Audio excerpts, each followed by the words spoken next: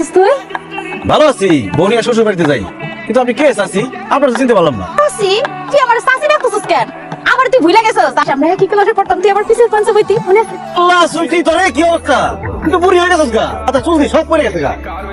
আমার বয়স কম হচ্ছে, তার মধ্যে আমি মায়া মানুষ না, মায়া মানুষ বড় হয় তাড়াতাড়ি, বুড়া হয় তাড়াতাড়ি। কে তোর শ্বশুর নাকি? আসসালামু আলাইকুম তালুই।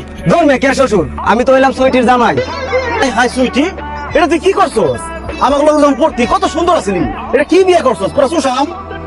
আমার আব্বা জোর করে ফকির পুতের লাগে আমার বিয়াটা দিছে। যৌবন কালে যারা বেশি ভাব নাই তাও কপালে এই সবই জুটে। সেটি কি তোর বাচ্চা কাচ্চা? হ, আল্লাহ দিলে হ্যাঁ তারা 5 জন, 2 জনের বাড়িতে ঘুম পাড়াই আইছি আর 3 জনের নিয়ে বাড়ি আইছি। তোর 5টা বলা পাইন। তোর জামাই কি করে? মানুষের খেত খামারে বদ্যি খাটে। কি তোর জামাই দিন মজুরের কাজ করে? আল্লাহ উচিত বিচার করছে। আমার মনে কষ্ট দিয়ে আমার শেখা দিয়া ভালো থাকতে পারছো? এই কি কইলে তুমি? তোমারে শেখা দিছে মানে?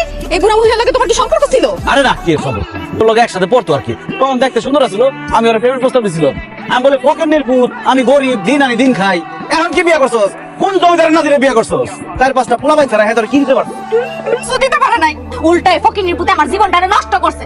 তোর প্রেমের প্রস্তাবে রাজি হই নাই, তোরে বিয়ে করি নাই। সাথে গায়ে দিতেছেন কেন? জান তো জান, আমার জিনিসটা তোমাকে দিয়ে গেলাম, আমার আদর জান।